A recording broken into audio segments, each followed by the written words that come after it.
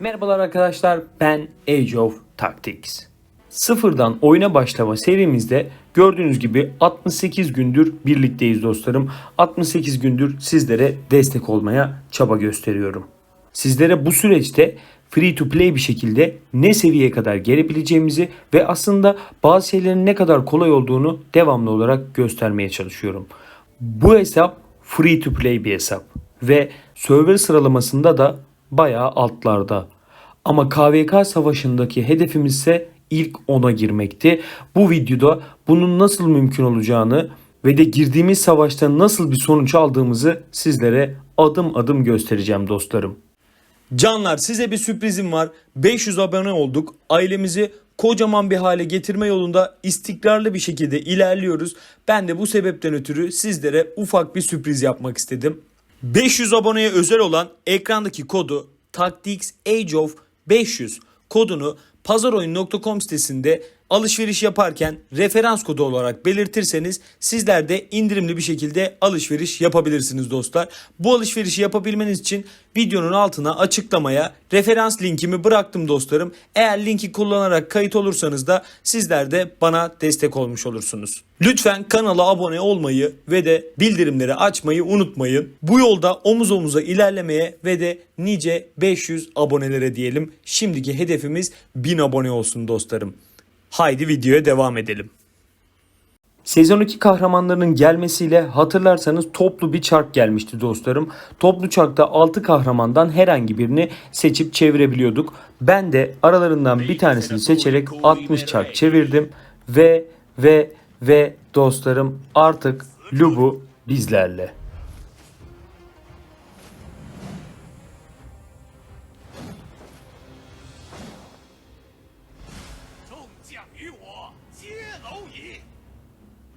Hoş geldin. Dostlarım şöyle, ben Lubu'yla neler yaptığımızı açıklayayım sizlere. Geçen videodan bu yana Lubu geldi ve etkili bir şekilde kullanmak için tabii ki de ilerlemeyi sağladım. Bu ilerlemeden sizlere adım adım bahsedeceğim. Öncelikle şöyle bir şey yapmak istiyorum. Bir saniye. Şurada şu kahramanı bir en başa alayım. Tamam. Güzel. Bu ilerlemeyi size adım adım aktaracağım dostlarım. Lubu farkındaysanız şu anda daha 1 yıldız kadar, yani bayağı geride. Fakat envanterimizde 167 tane efsanevi kahraman madalyamız var. Çarkları bitirdikten sonra belki bitirmeyi beklemeyebiliriz bu arada. Çünkü savaşlarda etki göstermek istiyoruz.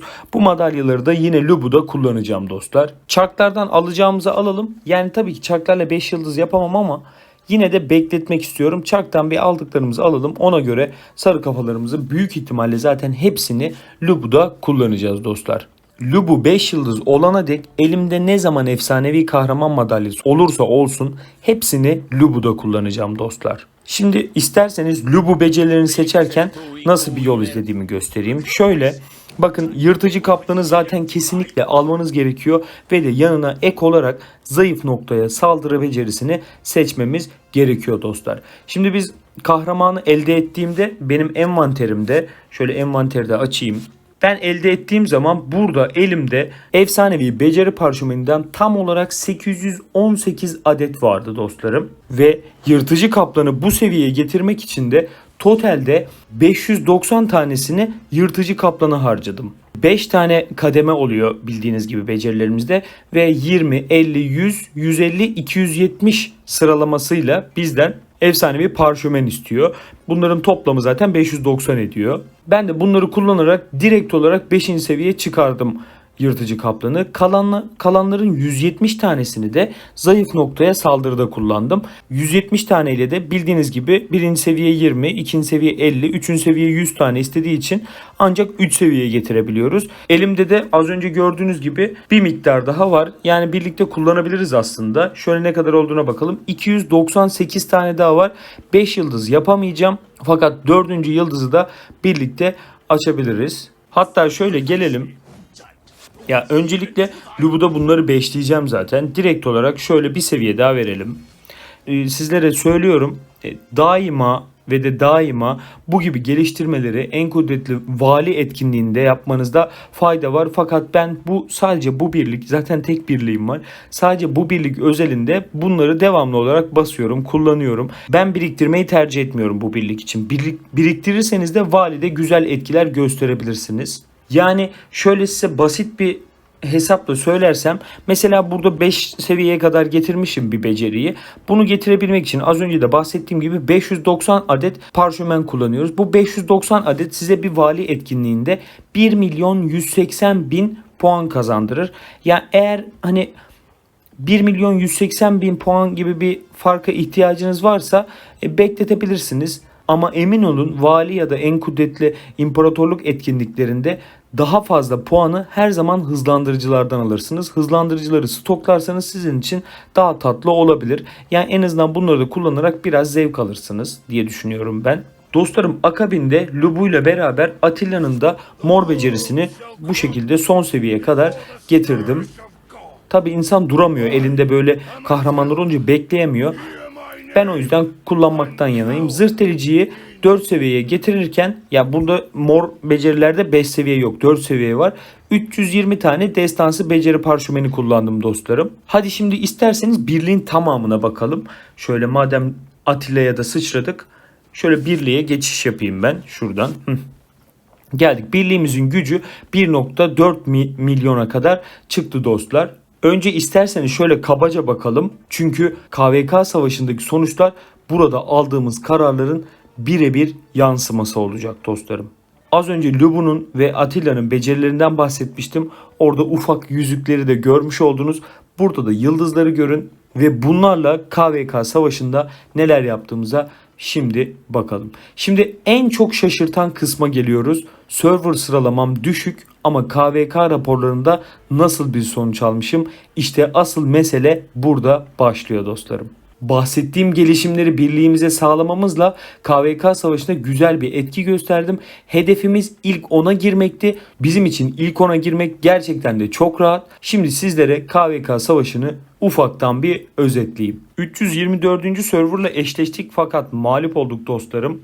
Burada böyle bir özetler var günlük yaptığımız şeylerin. Bunlar bizi çok ilgilendirmiyor. KVK'ya katılmadım zaten. Yarışmada 719.000 düşman birimi ortadan kaldırmışım. Süper ve 366 milyonda puan toplamışım dostlarım. Toplam puanım ise 400 milyona yakın. Bu etkinliğin sıralaması, ittifak olarak da ikinci olmuşuz dostlar. Etkinliğe ben katılmadım. Etkinlikteki sıralamam burada 23. olmak. İttifak olarak da ikinci olduk zaten.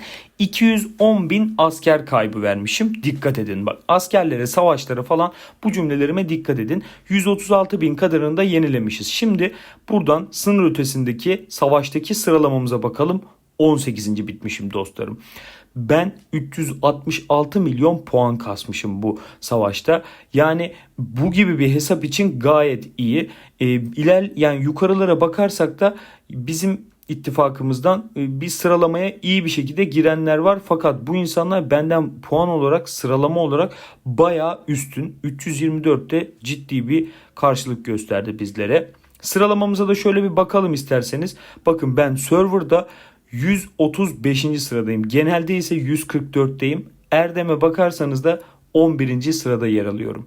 Dostlar, doğru bir şekilde ilerleme sağladığınızda bu gibi sonuçlar alırsınız. Erdem bildiğiniz üzere savaşlarda kazandığınız bir puan, savaşarak kazandığınız bir puan ve ben bu noktada ciddi bir puan elde etmişim. Şimdi sizlere savaş sonucunda favorilere eklediğim bazı sonuçları göstermek istiyorum. Arkadaşlar bakın buraya, 94.000 birimle girmişim ve karşımda 1.2 milyonluk birim var. Ben sadece 939 birim zayiat vermişim. Onlarsa 11.600 kadar asker kaybetmişler. Buradan 12.000 erdem kazanmışım falan filan. Şimdi hile gibi sanacaksınız, tamam mı? Yani hile gibi bir görüntü olacak. Bakın burada soldaki benim. Yani farkındaysanız sadece Lubu kompumu görebiliyorsunuz burada. Ve sağda benim karşımda duranlara bir bakın.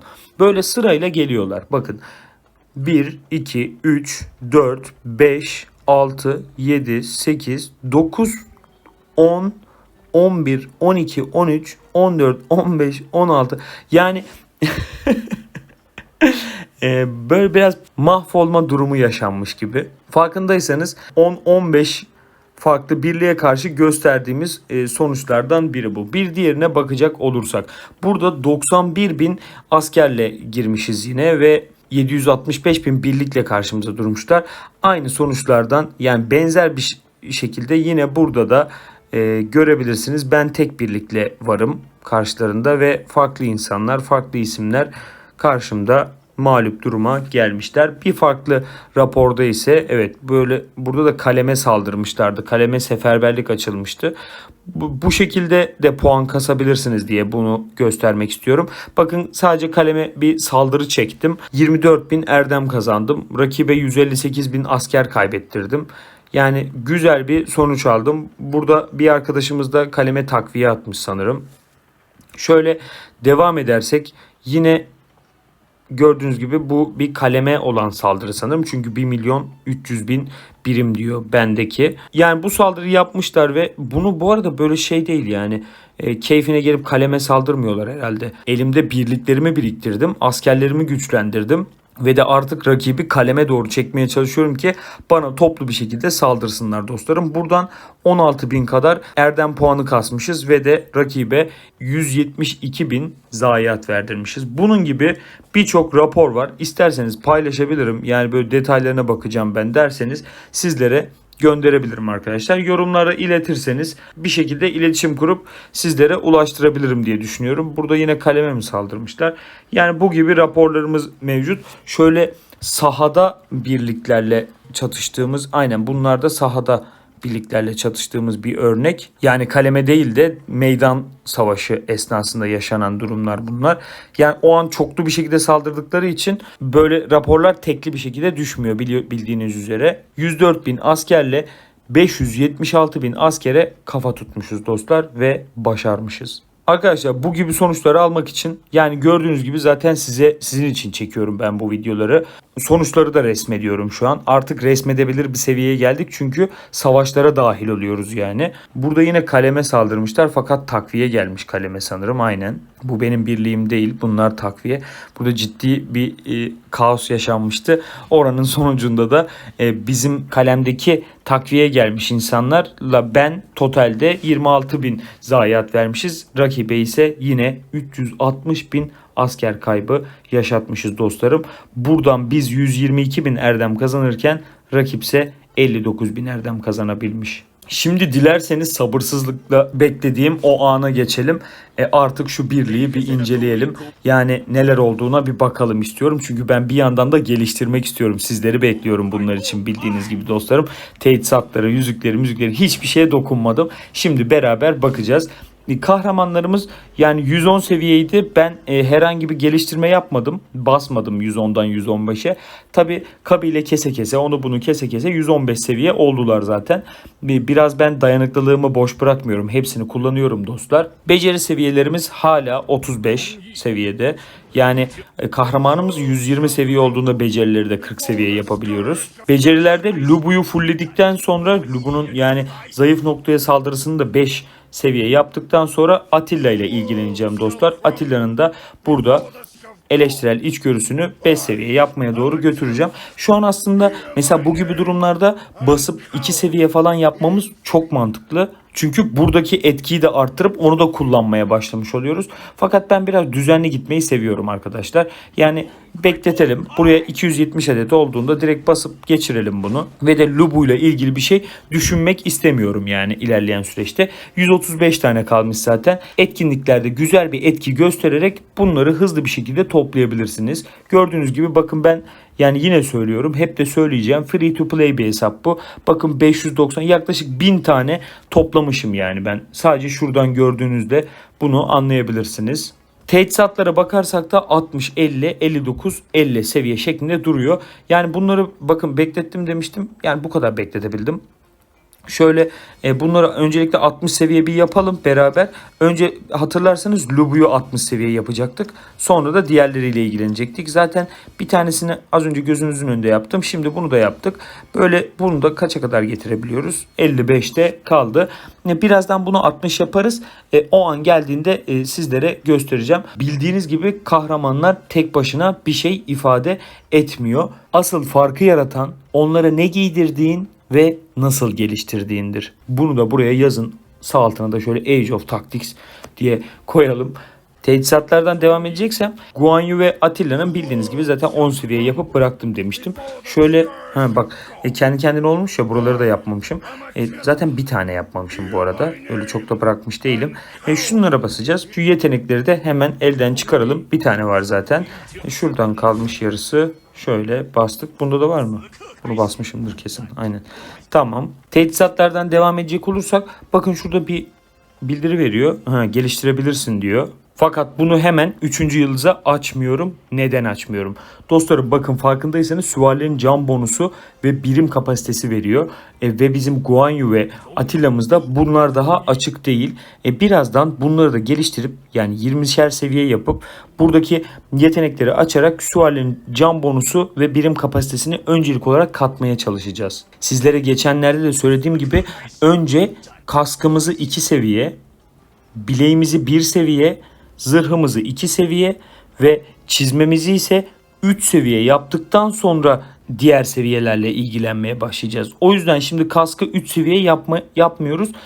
Guan Yu ve Atilla'dakileri yapmaya çalışacağız. Bileklik için de aynı şeyi söyleyeceğim. Çünkü burada da sadece 1 seviye yapmamız gerektiğini söylemiştim. Şöyle sırasıyla tekrar edecek olursam da 2, 1, 2, 3 seviye yaptıktan sonra her bir kahramandakine artık belirttiğimiz seviyelerinde üstüne çıkarak devam edebiliriz demiştik. O yüzden bunu da 1'de bırakıyorum.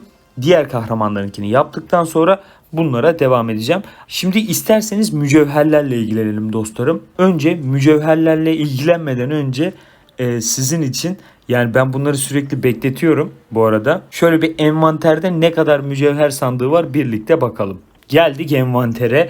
Bakın hani şu an böyle size az görünüyor olabilir ama yani bu sonuçta free to play bir hesap dostlar.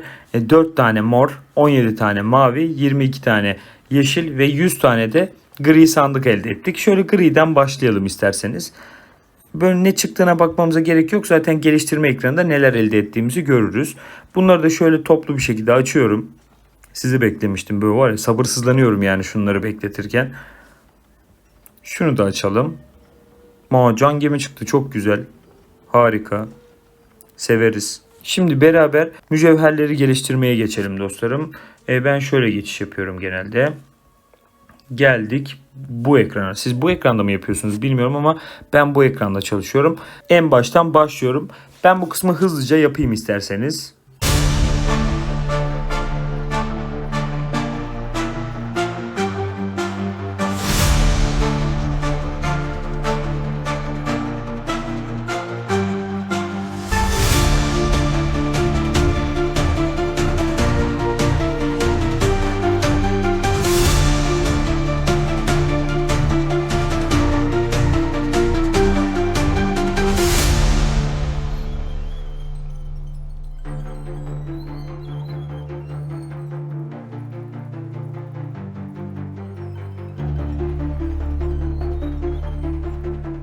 Dostlar böyle tek tek yapıyorum, deli değilim. Burada basit bir yöntem olduğunu biliyorum zaten.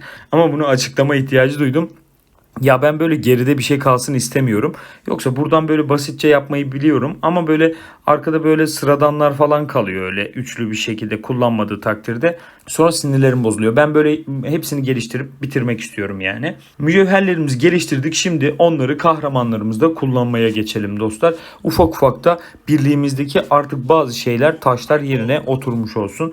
Buraya yine söylüyorum, birim saldırılarını koymamız gerekiyor demiştik dostlar. Şöyle birim saldırılarını koyuyorum.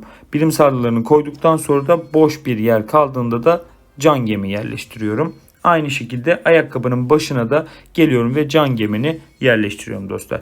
İkinci kısmı ise, bileklik kısmı ise kudret gemlerini yerleştiriyorduk. İkincide de zaten kudret gemi var. Şöyle üçüncü boşluğa bakıyorum. Var mı kudret gemi diyorum. Şurada şunlar var. Tamam. Şimdilik böyle yerleştirelim. En azından her şeyin yeri yerinde dursun. Sizin için de bir karışıklık oluşmamış olur dostlarım. Üçüncüye geldiğimde ise tabii ki de ikincil vuruşları kesinlikle buraya yerleştiriyoruz. Şurada bir boşluğum var. İkincil vuruşum da var. Şunu da koydum.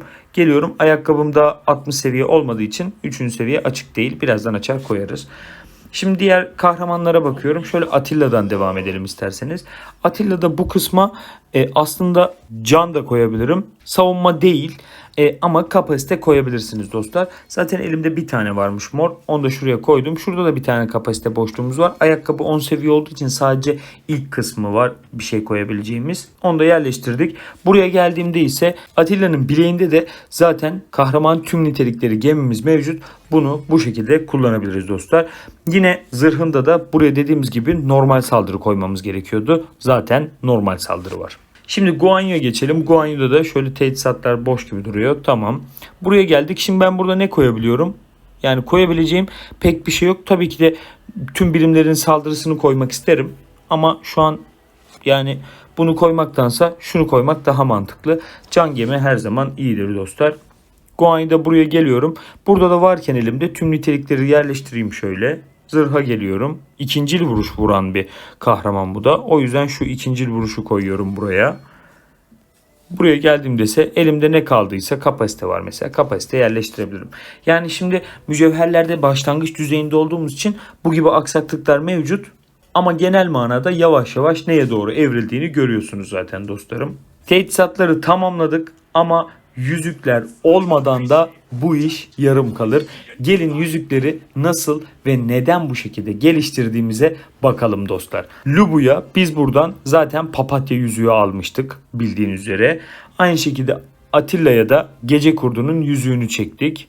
Ve de oyunun verdiği lale yüzüğünü de yani çok yakışmıyor ama Guanyo'ya koyduk öyle. Şimdi elimizde biraz miktarları artınca artık yüzüklerimizin de seviyesini, şeklini, şemalini değiştiririz. Şimdi elimizdekileri neler yapacağımıza bakalım. Geldik papatya yüzüğüne. Papatya yüzüğünü şöyle 10 seviye yapmak istiyordum. Şöyle bir yükseltelim. 9 seviye oldu. 15 tane ihtiyacımız var.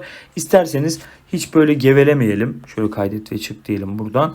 Şurada şanslı çekiliş demiştik. Buraya gelmişken bunu da size beklettim. Bugün cumartesi dostlarım, yani video çekim günü olarak cumartesi, bildiğiniz gibi pazartesiye geçerken gün yenileniyor. Ben bunu beklettim ki birlikte video çekiminde basalım. Şöyle kullanalım.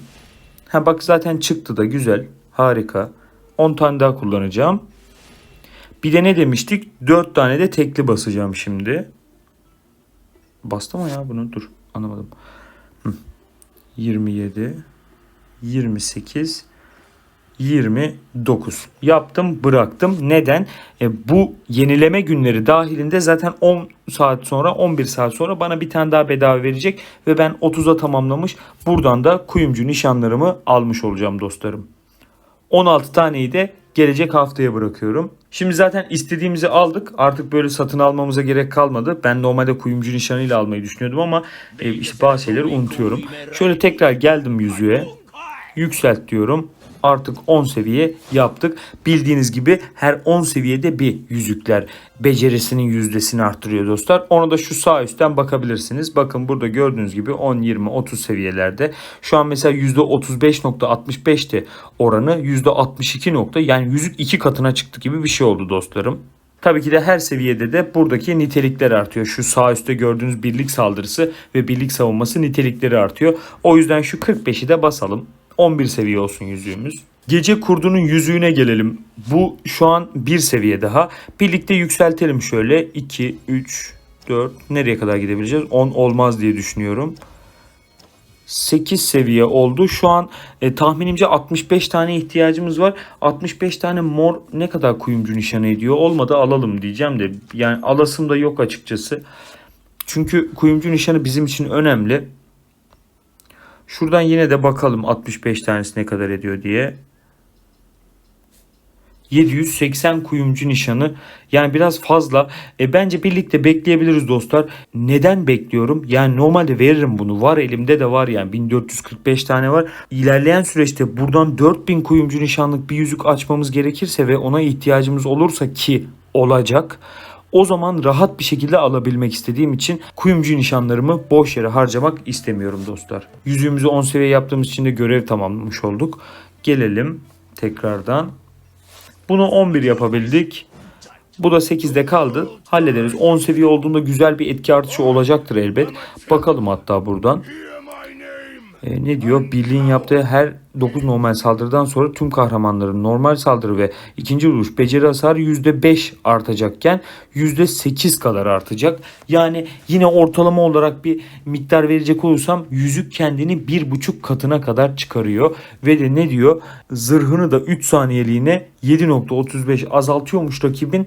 Onu da %11,5 kadar azaltacak. Yani aslında güzel bir artış sağlıyor. Fakat sabreden derviş muradına ermiş derler dostlar. Bineklerde de ufak değişiklikler yaptık diye hatırlıyorum sanki. Aynen. Buraya kudret, zırh nitelikli ve sert özelliği olan sarı bir at oluşturabildik dostlarım. Zaten buradaki at değişmedi diye hatırlıyorum. Kudret, zırh nitelikli ve tahkimat özelliği var. Tahkimat neden var biliyorsunuz. Mızraklılar süvarilere karşı daha kuvvetli oluyor. Biz de mızraklıları, yani mızraklılar genelde pasif beceri kullandığı için onlara karşı savunma sağlamak için tahkimat becerisini aldık buraya. Guan Yu'da ise o istediğimiz şey aslında bu. Guan Yu'da da buraya yıldırım özelliğini denk getirdik. Kritik vuruş yapıyorsa o hasarı arttırırız dostlar. Bunu Lubu'ya koyabilir miyim? Evet, tabii ki koyabilirim. Fakat Lubu'ya ilerleyen süreçte böyle güzel bir şey denk getirmek için koymadım. Buradan isterseniz bir bakalım yıldırım var mı elimizde diye. Şöyle baktığımda bir tane daha var. Yani normalde bu kullanılabilir bu arada. Yani evet, kudret ve zırh niteliği yok ama yıldırım özelliği olduğu için bunu direkt olarak Lubu'ya kullanabilirsiniz. Evet, böyle yanlış bir şey duymuyorsunuz şu an dostlar. Yani bu at yerine, şu an var olan bu sarı at yerine o yıldırım özelliği olanı tercih edebilirsiniz. Binek düdüklüremizin de adedine bakalım bir isterseniz şöyle envanterden. Ne var, ne kadar birikmiş, ne olmuş şöyle bir görelim. 19 tane binek düdüğümüz var. Yani şeye de bakarsak, yetiştirme merkezine de bakarsak, şöyle birlikte bir onlu araştıralım bari, girdik bu ekrana. 9 tane şimdi tek tek basamayacağım valla. Şöyle geri geliyorum. Yetiştirme merkezinde 75 tane atımız var. Bakın böyle çift özellikliler falan bir şeyler deniyorum. Burayı bir ara size özetleyeyim. Çiftleştirme videosu yapmayayım bu serinin içinde. Çünkü çok uzun sürüyor yani. Kanalda var zaten binek yetiştirme ve nasıl yetiştirileceğine dair videolar. Tabi talep ederseniz burayı da böyle bir birlikte inceleriz. Ama bence sonuca odaklanmamız yeterli olur. Zaten o videoları izlerseniz siz de benim gibi buradan istediğiniz atı, istediğiniz özellikte bir şekilde çıkarıp kullanabilirsiniz dostlar. Tabi binek merkezimizde bir de süslemelerimiz vardı. Süslemelere geldim. Şimdi onlu bir şekilde üretmeyi düşünüyorum. Şurada 10 tane, yani 105 tane meteoroid çeliğimiz var dostlar. Fakat burayı geliştirmeden önce envanterdeki yine biriktirip beklettiğim şu sandıkları, lüks sandıkları birlikte açalım. Çünkü buradan bildiğiniz gibi binek düdükleri çıkıyor. İşte rafine demirler çıkıyor falan filan. Şöyle açalım birlikte. Güzel. 260 dakika. 4 saat. Mis. Bayağıdır biriktiriyoruz 4 saat için. Güzel, bakın 3100 diyebilirim. 3100 imparatorluk parası ve 20 tane de, yaklaşık 20 tane de rafine demir elde ettik bu birikimden. 127 tane sandık açacağım. Şimdi böyle tahminen bir oran vereceğim. Bence 54 tane düdük çıkacak diyorum ve basıyorum dostlar. 53 tane çıktı. Yani iyi, çok yakın bir tahmin, hatta bayağı iyi bir tahmin diyebiliriz. Burayı da şöyle bir açalım. Ya kutu açarken bile keyifli bir hal çıkarıyoruz. Harika. Şimdi burada da bir tahmin edelim isterseniz. Bence buradan 13 tane rafine demir çıkar diye düşünüyorum. Açıyorum. 10 tane çıktı, kötü. Bu 66'nın da 27'si diyelim. 23, bu da kötü. Yani ilk tahmini rezil etmemek için aslında tahmin etmeyi bırakmam gerekiyordu bence. Bunları da açtığımıza göre bir ton binek oldu ya şimdi. Ben bunlarla tekrar ilgilenirim. Şimdi gelip süslemelerimize bir bakalım. En son isterseniz bir envanterden bakalım. En son ne noktada kaldığımızı görelim bir. Şöyle Lubu'ya geliyorum. Lubu'nun atındaki süslemeye bir bakıyorum. Gölge kovalayan demiştik. 12 seviye yapmışız ve hala mavi bir seviyede duruyor gölge kovalayan. Geri geliyorum. Atilla'ya bakıyorum. Yine gölge kovalayan ve kutsal zambakta. Hayır, bunu istemiyorduk. Guan Yu'ya girdiğimde ise süsleme yok. Guan Yu'da daha süslememiz yok. Harika, berbat bir seviyedeyiz dostlar. Şöyle bir geliyorum. Zaten eşyalar dediğimde buradan bakabilirdim aslında. Niye gidip envantere gittiysem. Neyse birlikte üretelim isterseniz. Şöyle önce saldırıyı tamamlayalım. Gölge kovalayan tabii ki güzel ama yani ben daima burada kaynayan kanı bekliyorum dostlar. Ya umarım bugün beraber birlikte burada bir tane kaynayan kan görürüz. 10 tane açacağız. Sonra kırmalar falan yaşayacağız. Yani parçalamalar falan yaşayacağız. Bakalım çıkarabilecek miyiz? Hadi başlayalım. Şöyle kan öfkesi. Berbat. İtibar kimine göre güzel. Bir tane daha. Gölge kovalayan tamam. En azından yani kaynayan kan çıkmasa bile guanyo takabileceğimiz şeyi çıkardık. Süslemeyi. Aslında savunma mı bassak şimdi? Bir garip oldum çünkü savunmamıza da gölge kovalayan var. Neyse bir şu kaynayan kanı bir çıkaralım da dostlar. Şöyle basıyorum. Atlayı kapattım. Bir de bir şöyle izleyelim. Çıkmadı. Bir daha böyle basalım. Çıkacak ama inat ediyor yani şu an. Hissediyorum ben çıkacağını. Biliyorsunuz bu hislerimi de genelde tuttururum. Şu atlayı açtım tekrar. Direniş. Aslında bunu istiyorduk işte savunmaya. Yani onu istemiyoruz da o da yedek etki. Hadi ya. Neyse envantere giriyorum dostlar. Şimdi direnişi siliyoruz. Parçala abi. Kan öfkesini parçala. Korkutmayı parçala. Korkutmayı bir daha parçala. Dolanmayı kesinlikle parçala. Bakın bunlara bakmadan parçaladıklarım. Ha. Bulut delici kimine göre güzel yine. Yine bulut delici. Bulut delici ile de itibarı birlikte kullanıyorlar bu arada. Gölge kovalayan, gölge kovalayan. Bir tanesini daha şöyle yok edebiliriz. Bu guanyo kalsın demiştik ya, o bir kalsın. Ne olur ne olmaz elimizde bir bulunsun yani. Şimdi aslında guanyo ve lubuya hani yedek dahi olsa bir şey oluşturduk. Şimdi acaba şurada gölge kovalayan değil de aynen savunmayı biraz odaklanalım. Süsleme atölyesine geri geliyorum. Burada savunma için ise arkadaşlar seferberlik, benim önerdiğim etki seferberlik etkisi. Binekli kahraman 12 normal saldırı başlattıktan sonra onun beceri hasarı %15 azalır. Azalt abi, Atilla'da ihtiyacım yok buna.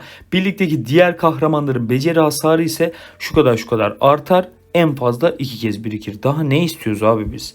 Yani mis gibi etki var burada. Geliyoruz burada direnişi seçiyoruz. Ya tabii direniş de zaten onun yedeği. Ya direniş olacak. Direniş çıkarırsam kaynayan kan çıkarmaya çalışacağım şimdi.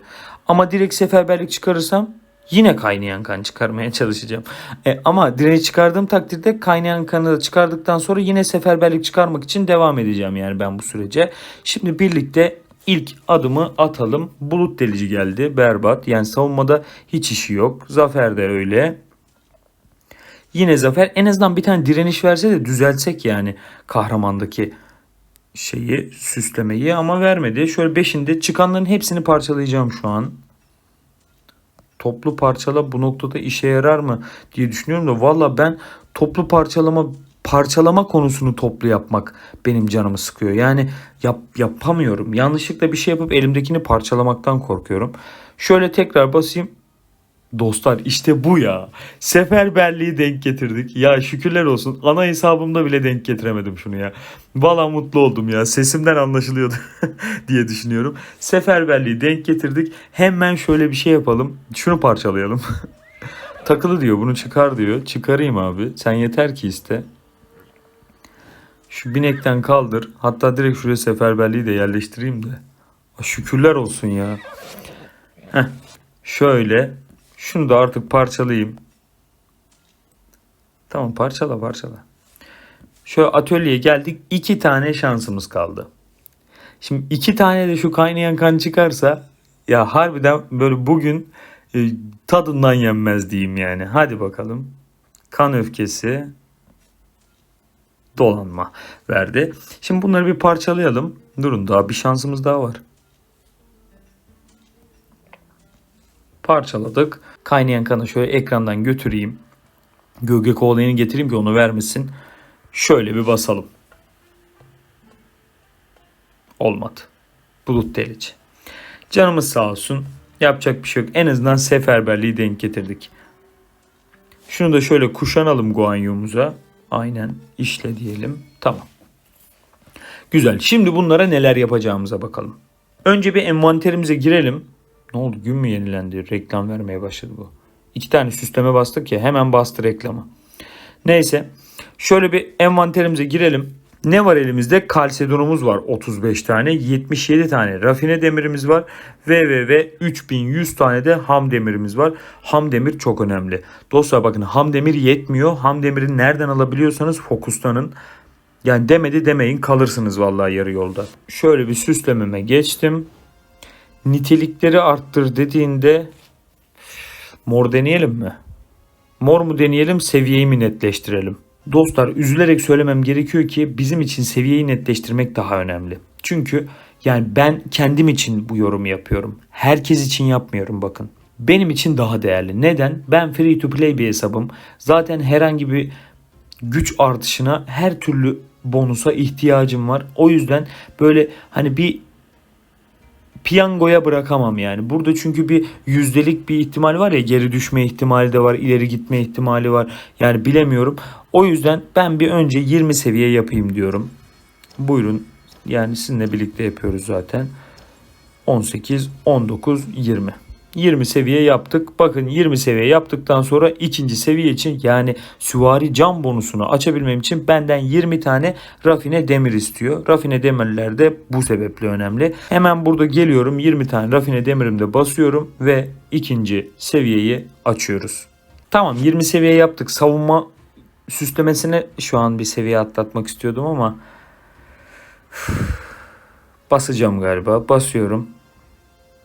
Üzme beni değil derken üzdü. Arttır şu seviyeyi. Bakın işte ben bu ihtimali istemiyorum. Gördünüz mü? Geri geliyor. Olduğu yerde sayıyor. Biz şu an kayıptayız. Yani ben bunları seviye olarak yazabilirdim. Mor yaparsa ama şu an yapmadı. Şimdi mor yaparsa en azından ucundan döndük deriz diyelim. Ucundan döndük dostlar. Daha fazla kaybetmeden en azından mora getirebilmiş olduk. Güzel. Şimdi birlikte şu seferberlikle ilgilenelim. Bunu biraz güçlendirmek lazım. Şöyle basalım bakalım, 600 tane ham demirle nereye kadar geliyor bu arkadaş. 10 seviyeye geldi en azından. Şöyle bir 10, 11, 11 seviye oldu pardon. Nitelikleri de yeni aldığınız süslemelerde ilk nitelikleri dağıtma ücretsiz arkadaşlar. Bakın ne kalsedon gidiyor ne de ham demir gidiyor.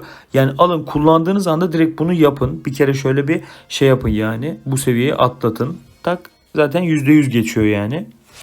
Güzel. Buradan da almış olduk. Bakın burada da savunma bonusumuzu %7 arttırdık. Bunu geliştirmeyeceğim.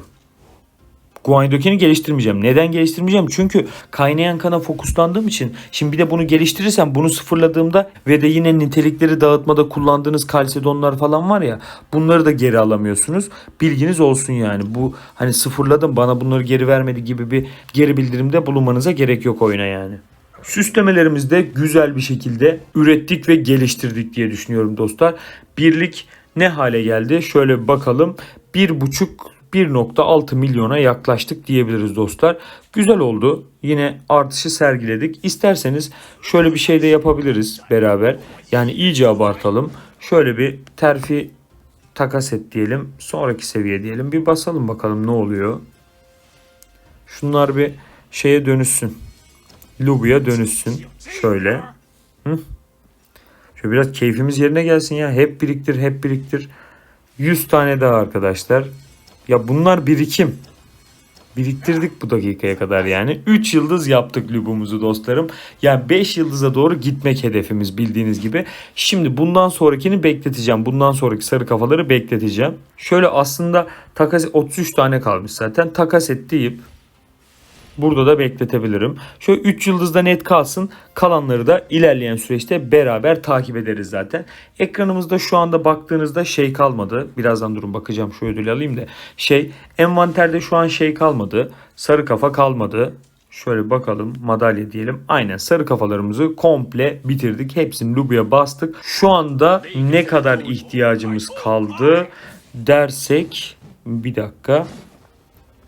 4. yıldız 150, 5. yıldızda 270 tane madalya istiyor. Dostlar bu arada her yıldızın kaç tane madalya istediğini, kaç gereksinimde bulunduğunu Instagram hesabımızda paylaştım. Instagram'da şöyle ekrana bir fotoğraf olarak getireyim. Bildiğiniz gibi yeni Instagram hesabı açtık dostlar. Instagram'dan da böyle tablolar paylaşarak sizlere yardımcı olacak bazı görseller atmaya çalışıyorum.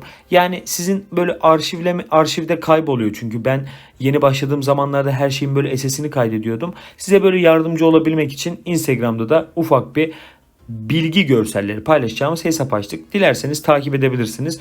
Orada bu yıldızların kaçar adet ihtiyaçlarda seviye aldığını gösteren bir görsel paylaştım zaten. 4. yıldızımız 150, 5. yıldızımız da 270 tane kafa istiyor bizden. Yani topladığımızda 420 tane sarı kafaya ihtiyacımız var. 33 tane de elimizde var dersek bizim 387 tane sarı kafaya ihtiyacımız var. Bayağı çokmuş. Neyse, halledemeyeceğimiz iş yok. Etkinliklerden falan toparlarız, biz kendimize geliriz dostlar.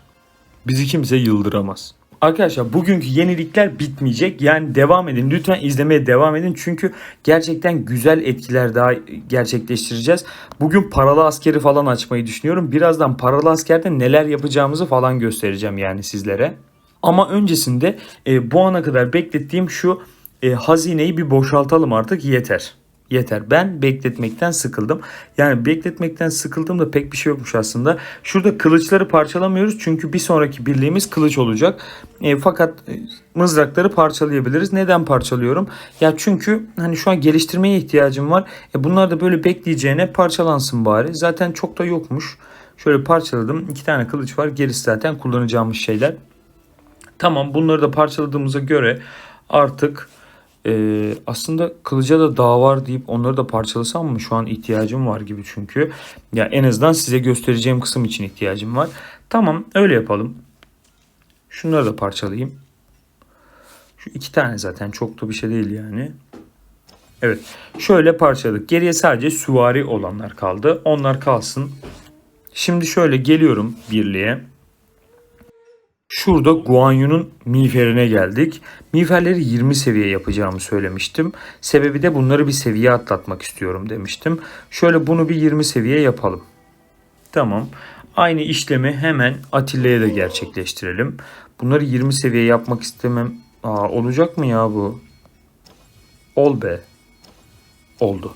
Çok iyi. Tam sınırda kaldı yani. Bir seviye basabiliyorum sadece. Bilekliği de aslında yapmam gerekiyordu da ona sonra bakarız artık.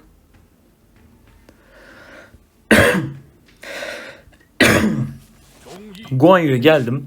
Şimdi neden şunu hemen açıklayayım. Neden Lubu'nun miğferini 3 yıldıza doğru itmedim de gelip burada Guan Yu'nunkini arttırıyorum. Bakın, can bonusunu açıyorum şu an. Yani can bonusu gibi bir etki varken ben neden gelip burada sana karşı üstün olan birim türlerinden alınan hasarı azaltmayı kullanayım? Can bonusu daha önemli. Emin olun, daha önemli dostlar. Şöyle geliyorum. Şimdi buradan 359 tane de şeyimiz var. Magma kristalimiz var. Hemen böyle bir devam edelim. Tak. Bak, şu an 40 seviye yapabilsem birim kapasitesini de açacağım ha. Aşabilirim yani. Birim kapasitesi de bildiğiniz gibi yani asker sayısı demek. Askerlerimizi de birazdan güçlendireceğiz. Paralı askeri açarak. Şuradan da can bonusu alıyorum yine. Bunu da güçlendiriyorum. Bakın, birlik birden %6 can bonusu kazanmış oldu şu an. 6 tane kaldı elimde. Bunları 40 seviye yapıp şu 3'er taneyi de kullanmamız lazım. Bunlar sonraki hedefler işte. Tamam, şöyle açalım. Bir tane şuradan takas edelim. İşte sonraki kademe deyince oluyor mu? Tamam, sonraki kademe dedik. Bir tane takas ettik. Bakın, birim kapasitesi kısmını zırhımızda da açıyoruz. Zaten zırhı da 2 seviyeye kadar getireceğiz demiştik. Bakın, bu şartımızı da sağlamış olduk. Mis gibi oldu. Geldik ayakkabıya. Ayakkabıda da öldürme oranı veriyor demiştik. Süper bir şey yaşanacak şu an. Buradan yine bir özümüzü daha kullandık. Bunu da açıyorum şöyle. Ve bahsettiğim düzeye çok yaklaştım. Bakın, 2 seviye, 1 seviye, 2 seviye ve 2 seviye. Şimdi burada önceliğim ayakkabıyı 3 seviye yapmak olacak. Ayakkabıyı 3 seviye yaptıktan sonra artık bunları da 3, 2 ve 3 seviyelere çıkarabilir olacağım. Çünkü öncelikle daha etkili beceriler, bakın gördüğünüz gibi can bonusu, birim kapasitesi, süvari hasarı, burada yine can bonusu ve birim kapasitesi. Burada süvari hasarı ve öldürme oranı görüyoruz ve de üstün olduğum birim türüne verilen hasar görüyoruz. Öncelikle bunları tamamladıktan sonra her birinde, her bir kahramanda sonra artık yolumuza bakabilir olacağız dostlar. Teçhizatları da tam anlamıyla bitirmiş olduk. Şimdi isterseniz birlikte artık paralı askere geçelim. Dostlar 2 gün 4 saat kadar bir süre var ana binamın gelişmesine. Burada bakıyorum zaten şu an en kudretli vali falan da yok. Yani ben böyle hızlandırıcı kullanma sürelerini genelde valiye falan denk getirdiğim için böyle baktım. Fakat sizinleyken her şey mübah. Şöyle 2 günlük bir basalım gitsin. Yapacak bir şey yok. Gördüğünüz gibi paralı asker kampı açıldı ve de birlik kapasitelerimiz de artmış oldu. Şöyle geliyorum hemen seviye atlattık ya. Hemen buradan paralı asker kampını alalım ve gereklilikleri yapmaya başlayalım. Şöyle birlikte paralı asker kampı açma sürecine girelim. Şöyle şurada bir yere bırakıyorum ben. Tamamdır. Burada bu gibi bir ekran görüyoruz dostlar. Şu bahsettiği kısımları geçiyorum. Tamam. Eğitti bizi hemen. Okey. Şimdi burada ne yapacağımızı komple anlatacağım sizlere. Fakat öncesinde şöyle bir şey göreceğiz dostlar. Artık kalemizin içinde tesisler kısmı açıldı. Bizim de 5300 teknik puanımız var. Sağ üstte görebiliyorsunuz. Buradan her bir seviye arttırdığınızda bir tane paralı asker alabiliyorsunuz. Şimdi bunu alabilmek için bakın kışlalarımı 26 seviye yapmam gerekiyormuş. Şimdiki hedefim bunları 26 seviye. Yani bunu hatırlamış olsaydım emin olun ben bu videoyu hazırlardım ve sizinle bir tane paralı askeri birlikte açardık dostlar.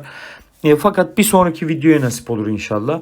Dostlar şimdi biz mesela süvari birliği olarak gittiğimiz için biz burada önce komple şu süvarideki ne varsa, yani ben kendim için söylüyorum. Siz kılıççıysanız kılıççı olarak yapacaksınız. Süvaride ne varsa hepsini bitireceğim. Hepsini. Burayı böyle komple bitirdim ya 5-5-5 tamamladım. Yani 30 tane geliştirmenin 30'unu da yaptım diyelim. Şimdi ben size ne diyorum? Benim bir sonraki birliğim kılıç olacak. Sonra kılıcı fullleyeceğim.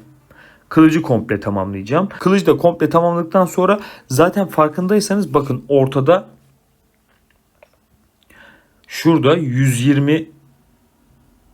toplam 120 tane geliştirme olduğunu söylüyor. Biz bunun 60'ını tamamlamış olacağız. 60'ını tamamladığınızda %50'sini tamamlamış oluyorsunuz. Dostlar bu ekranın %70'ini tamamladığınızda ikinci aşama açılıyor.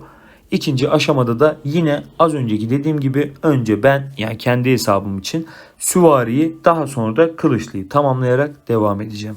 Paralı asker mantalitesi bu şekilde. Açabilseydik güzel bir farklı göstermiş olacaktım sizlere.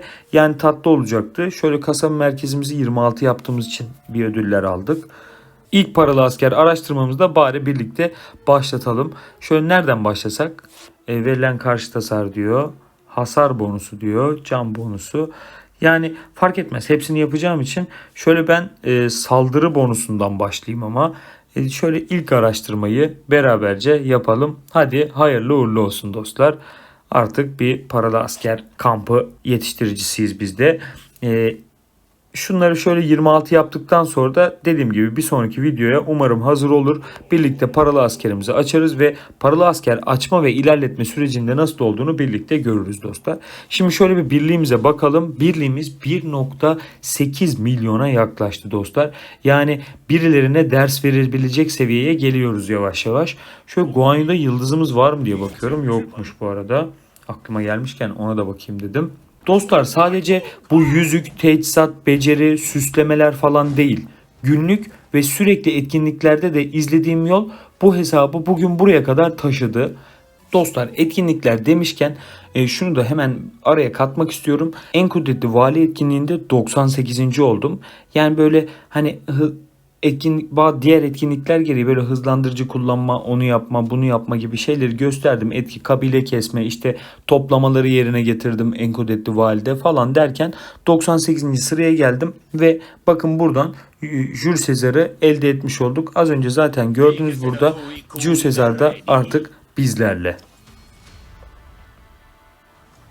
Sub meo ductu historia Romanorum imperii gloriam gnoscet, te ad novum aetatem para.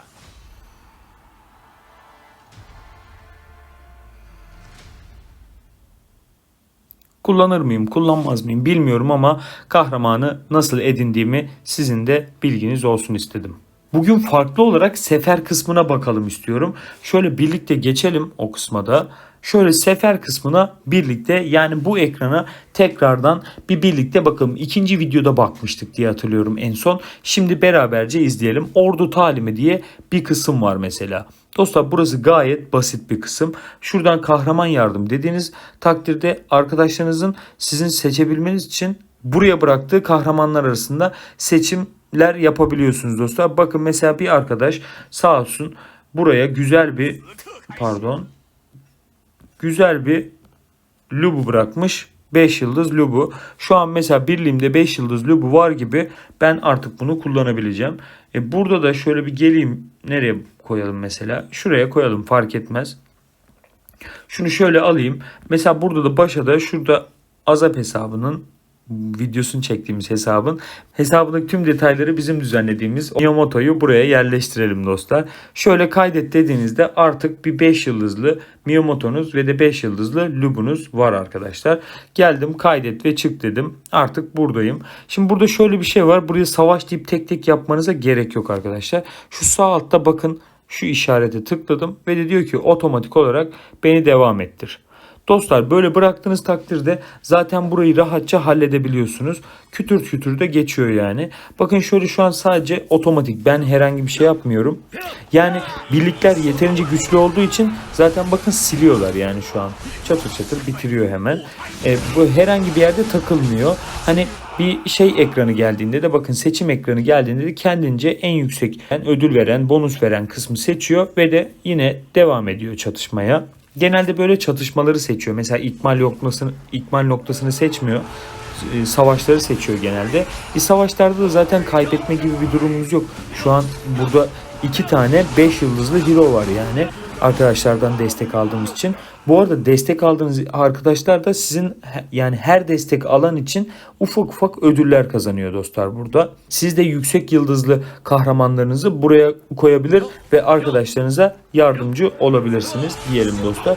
Bu otomatik modda bu şekilde gidiyor. Yani büyük ihtimalle de 50. seviyeye kadar tamamlayacak. Ben 41'den 50'ye kadar birlikte gideriz diye düşünmüştüm ama yani bu süreç bayağı uzun sürecek. Zaten otomatik yapıyor. Detayına gireceğimiz pek bir konuda yok gibi duruyor dostlar. Ben şöyle şimdilik durduruyorum. Böyle durdur dediğiniz takdirde siz devam ediyorsunuz. Zayiatları yeniledi. Şurayı da yenelim bari, bu seviyede tamamlansın ki çıkabilelim. Seviyeyi tamamlamadan çıktığınızda yarım kalıyor dostlar. Ve ilerlemeniz başa geliyor. Yani 42. seviyenin ortasındaysanız 42. seviyenin tekrar başına dönmüş oluyorsunuz. Bakın, aşamayı tamamladım. Buradaki ödülleri aldım. Sonraki aşama diyelim, şöyle geçelim. Burada kalsın artık. Tamam, şunu seçeyim. Fark etmez. Hepsi zaten işime yarıyor. Daha sonra mağazadan da buradan istediklerinizi alabiliyorsunuz. Ben hızlandırıcıları aldığımı söylemiştim. Hala da hızlandırıcıları almaya devam ediyorum arkadaşlar. Bakın hiç hızlandırıcı kalmadı. Yani araştırma hızlandırıcılarından bahsediyorum. Savaşlarda da şunları alıyorum bu arada. Araştırma hızlandırıcısı da tamamsa şunlardan devam edebilirsiniz, eğitim araştırıcılarından. Şimdi sefer kısmında ordu talimine baktık. Birlikte bir de Doruk Arenası'na bakalım. Doruk Arenası'nda nereye geldik, ne yaptık? Şöyle bir birlikte göz atalım dostlar. Dostlar şu anda saat 2.44. 2.55'te, her gün saat 2.55'te tüm haklarınızı bitirmeyi ve sıralamada çıkabildiğiniz kadar yukarıya çıkmaya çalışın. Şimdi siz gün içinde yaparsanız, bakın mesela bana saldırıyorlar. Ben burada gün içinde bana saldırılar gerçekleştiği için zamanla geri düşüyorum ve günlük aldığım ödüllerde bakın mesela şu an 60.'yım. 2000 tane arena gümüşü alacağım ve de 100 imparatorluk parası alacağım. Fakat ilk 10'da olmuş olsaydım 3200 tane alacaktım. Şimdi bu 3200 tane neden bu kadar önemli? Buranın mağazasına girdiğinizde gördüğünüz gibi buradan biz kaliteli altın çekiyorduk. Bakın bu kaliteli altınları daha hızlı çekebilmeniz için bu sıralamalar sizin için önemli. Yani bir 10 dakika içinde 2.55'te tüm haklarınızı kullanmak için giriş yapabilirsiniz. Fakat her pazar yanlış hatırlamıyorsam 2.30'a kadar kendinizi en iyi sıralamaya atmaya bakın. Çünkü 2.30'da sıfırlanıyor gün, pazar günleri. Pazar gecesi eğer böyle yarın sabah işiniz yoksa, pazartesi sabahları işiniz yoksa 2.30'da tüm haklarınızı kullanarak çıkabildiğiniz en yüksek seviyeye çıkın. Neden öyle söylüyorum? Şimdi burada günlük ödüllerimiz var. Evet, şu günlük ödüller sayfasını kapattığınızda bir de sezon ödülleri görüyorsunuz değil mi? Bakın 60 ile 10 farkına bakalım. İlk 10'a girsem 16.000 tane arena gümüş alıyorum. Yani bu 3 tane kaliteli altın demek. Buradaki fark. 10.000 mi 16.000 mi dediğinizde 3 tane kaliteli altın fark etmiş oluyor dostlar. Yani bunları kaçırmayın derim. Kaliteli altının bir tanesi bile etkili, bildiğiniz gibi zor toplanan bir şey. O yüzden buralara önem gösterin dostlar. Şöyle birlikte arenaya bir girelim bakalım neler yapabiliyoruz. Şöyle rakiplerime bakıyorum. Burada 10 milyon, 10,5 milyon gücünde bir arkadaş gördüm. Şöyle saldırıyorum. İzleyelim. Ya benim zaten diğer bildiklerim çok bir şey değil. Onlar ölüyor bak, gördüğünüz gibi. Ölmediler gerçi. Lubu sağ olsun ortalığı dağıttık. Tamam. 8.2 milyon güce kadar da çıkmış bulunduk bu arada. Yani bir tane birliği kasarak gitgide arşa doğru gidiyoruz valla. Seferde kalmıştık. Sefere gelelim. Ada taktiklerine bakalım. Ada taktiklerinde de 514 seviyeye kadar geldim ben dostlar. Burada da yine pazardan aldıklarım belli. Ada taktikleri mağazasında devamlı olarak bunları çekiyorum. Bazen şunlardan da alıyorum. Demir göktaşlarını da alıyorum. Ama bu yukarıdakileri asla almıyorum. Burayı da yine aynı şekilde otomatiğe bırakarak dilediğiniz seviyeye kadar gelebilirsiniz. Yani buranın seviyesini göstermek istedim. Çünkü şu sebeple göstermek istedim. Bugünkü geliştirmeleri yapmadan önce benim gelebildiğim son seviye buydu dostlarım. 514'tü. Bir sonraki videoda ise bunun hangi seviyeye kadar geldiğini sadece bu yaptığımız güncellemeyle, yani bu geliştirmelerle nereye kadar geldiğimi size göstermek istiyorum dostlar. Dostlarım, eğer sizler de free to play bir oyuncuysanız ya da low spender bir oyuncuysanız ve bu videoda kendinizden bir parça bulduysanız lütfen yorumlara yazın. Bu seri doğru oynayan herkes için devam edecek dostlarım. Canlar, video sizin için yararlı olduysa lütfen beğenmeyi, abone olmayı unutmayın. Ben Age of Tactics. Siz burada olduğunuz sürece ben de her zaman yanınızda olacağım. Taktikle kalın.